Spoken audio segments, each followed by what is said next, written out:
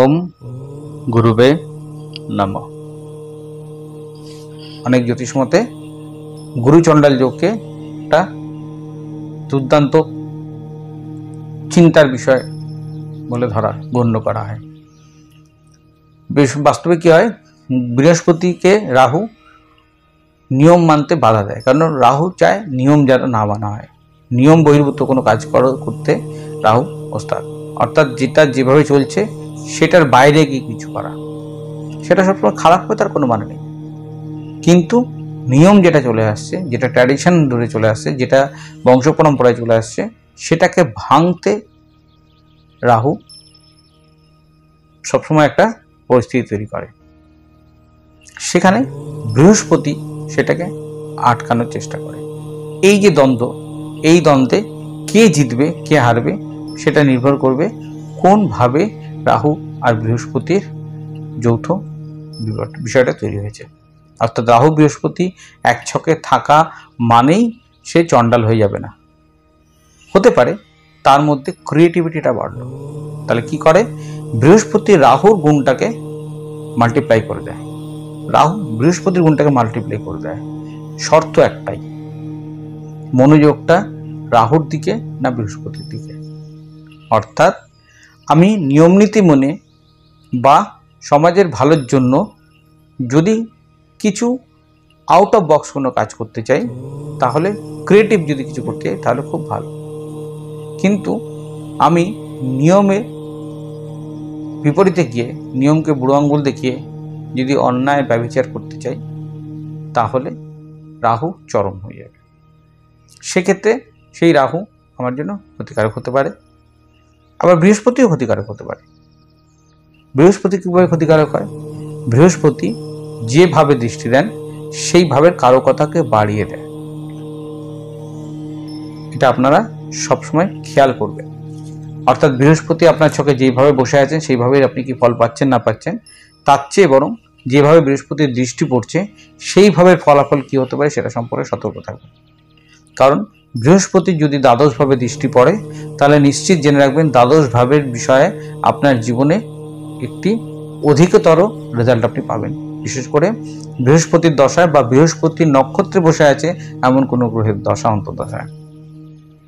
কারণ বৃহস্পতির দৃষ্টিতে সেই ভাবের যে কারকতা সেটা আপনার বাড়বে। যেমন উদাহরণস্বরূপ, যদি দ্বাদশভাবে দৃষ্টি থাকে তাহলে বিদেশগত বিষয়টা আপনার বাড়বে। দ্বাদশভাবে যদি দৃষ্টি থাকে তাহলে হয়তো আপনার বিনিবেশ বা ইনভেস্টমেন্ট বাড়লো। সেরকমই আপনার হেলথের ডিস্টারবেন্স বা খরচ এটাও বাড়বে। সেরকমই বৃহস্পতির দৃষ্টি যদি দ্বিতীয়ভাবে থাকে, তাহলেও দেখতে হবে যে আত্মীয় স্বজনের বৃদ্ধি হতে পারে, বাড়িতে নতুন অতিথির আগমন হতে পারে। সেই অতিথি ক্ষণিকের জন্য হতে পারে, স্থায়ী হতে পারে।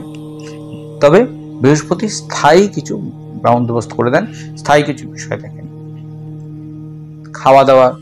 খাওয়া দাওয়ার প্রতি রুচি বাড়তে পারে, অর্থের প্রতি মনোযোগ বাড়তে পারে, অর্থ সঞ্চয়ের প্রতি মনোযোগ বাড়তে পারে, সম্পত্তি করার বিষয়ে মনোযোগ বাড়তে পারে এবং সেখানে সুযোগও দিতে পারে। সেই জন্য বৃহস্পতির দৃষ্টি কোন ভাবে পড়ছে সেই ভাবটাকে কিন্তু দেখতে হয়। এটা হচ্ছে ন্যাচারাল ভাবে। কিন্তু বৃহস্পতি কোন ভাবের অধিপতি বা কোন ভাবে সাবলর্ড, সেইগুলো দেখেও বৃহস্পতির দৃষ্টিটাকে বিচার করতে হয়। কারণ বৃহস্পতি যদি দ্বাদশগত ভাবের কানেকশন নিয়ে থাকেন তাহলে দ্বাদশ ভাব কানেকশনের পরিমাণটা বেশি পাবে। যদি অষ্টম ভাবের কানেকশন নিয়ে থাকে তাহলে অষ্টম ভাবের বেশি পাবে। যদি লগ্নগত ভাবের দ্বিতীয় ভাবগত ভাবের কানেকশন নিয়ে থাকেন তাহলে তার পরিমাণটাও সমানভাবে পাবে। সেগুলো কিছু ক্ষেত্রের জন্য ভালো হবে, কিছু ক্ষেত্রের জন্য খারাপ হবে। একটা জিনিস মনে রাখবেন, কোনো ভাবই খারাপ না, কোনো ভাবই ভালো নয়। অর্থাৎ অষ্টম ভাবও যেমন অনেক কিছু দিতে পারে, সেরকম দ্বাদশ ভাবও অনেক কিছু দিতে পারে। সেই জন্য ভাবগত বিষয় আমি আগে পরে একটা সিরিজ বানাবো লগ্ন থেকে দ্বাদশ ভাবের, সেগুলো থেকে জানতে পারবেন যে ভাবগত বিষয় থেকে আমরা কি জানি, কি বুঝি এবং কিভাবে আমাদের ভাবগত বিষয়গুলো দেখা উচিত, কোন গ্রহের কোন ভাবের সঙ্গে কম্বিনেশনে কি ধরনের বিষয় আসতে পারে।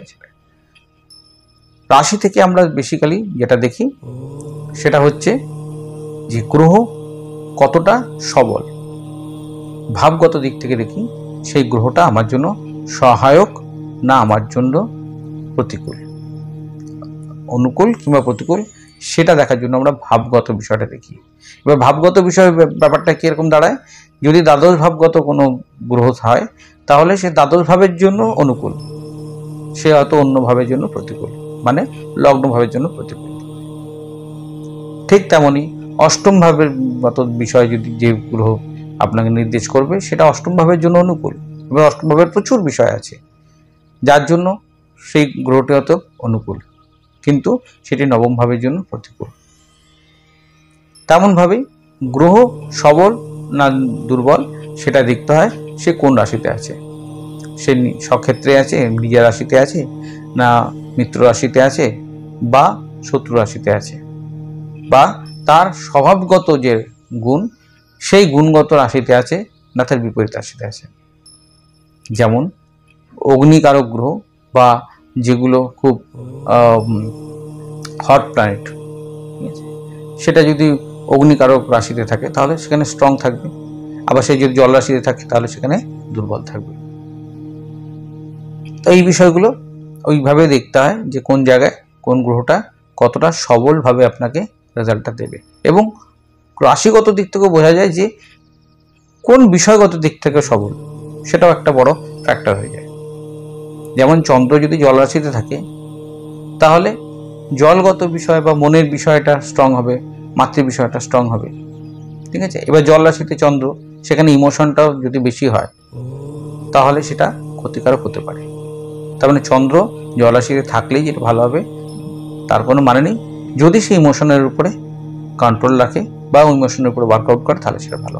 ঠিক তেমনই বৃহস্পতির যে অবস্থান, সেই অবস্থানও খুব ইম্পর্টেন্স নিয়ে থাকে ছকে, কারণ বৃহস্পতির দৃষ্টি বা বৃহস্পতির এই যে সংযোগ, এগুলো শুনতে খুব ভালো লাগে যে বৃহস্পতি এই দেয়, বৃহস্পতি ওই দেবে, কিন্তু আমি কি নেব, আমার টেন্ডেন্সি কি, আমি কি নিয়ম ভাঙতে ওস্তাদ, আমি কি অনেক সময় দেখি যে হুঙ্কার দিয়ে কিছু বললাম মানেই খুব ভক্তি হয়ে গেল, সেটাও নয়। ভক্তি মানে প্রকৃতির নিয়ম, প্রকৃতির নিয়মটাকে মেনে যদি চলতে পারি সেটাই হচ্ছে আসল দেবতার উপরে ভক্তি।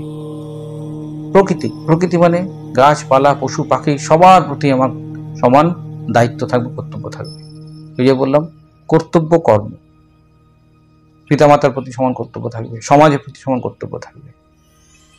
তাহলে কর্তব্য যদি আমি করতে পারি তাহলে সেটাই আমার ভক্তি, তাহলেই আমার বৃহস্পতি সহায়ক থাকবে। আমি কর্তব্য কর্ম অবহেলা করছি আর হুঙ্কার দিয়ে যাচ্ছি দেবস্থানে দর্শন করতে, এসে গাল ভরা বলছি আমি এতবার এই গেলাম, আমি অমুক জায়গায় গেলাম, অতবার তমুক জায়গায় গেলাম, যে কোনো ধর্মে, কারণ রিলিজিয়াস অ্যাক্টিভিটি হচ্ছে কি বৃহস্পতি, ধার্মিক বিষয় হচ্ছে বৃহস্পতি,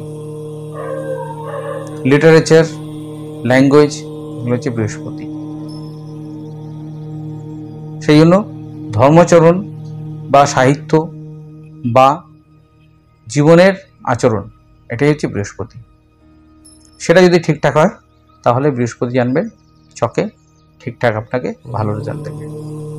ভালো রেজাল্ট এই জন্য বললাম যে নিয়ম মেনে চলতে হবে, নিয়ম মেনে চললে যে বিষয়ের সঙ্গে বৃহস্পতি যুক্ত থাকুক না কেন, যেভাবেই দৃষ্টি দিক না কেন, নিশ্চিত জানবেন সেখান থেকে আপনি ভালো ফল তুলে নেবেন। শুধু একটাই নিয়ম এবং প্রকৃতি। প্রকৃতি মানে আপনার স্বভাব মানুষকে সেবা করা, আপনার স্বভাব হচ্ছে করুণা রাখা, মানুষ হওয়া, মান হুঁশটা থাকবে, চৈতন্য থাকবে, চেতনা রেখে কাজ করতে হবে। চেতনা রেখে যদি কাজ করা যায় বৃহস্পতি নিশ্চিতভাবে রেজাল্ট দেবে। চেতনা শূন্য হলেই তখন বলবেন আমার শনি খারাপ, আমার রাহু খারাপ, আমার এই খারাপ, আমার খারাপ। চেতনা যদি রাখতে পারেন নিশ্চয়ই ভালো হবে। এই ভিডিওটা দুটো পার্টে রাখলাম। দুটো পার্টে এই জন্য যে বিষয়টা একটু লম্বা, আপনারা দুটো পার্টেই দেখবেন। ভালো থাকবেন। নমস্কার।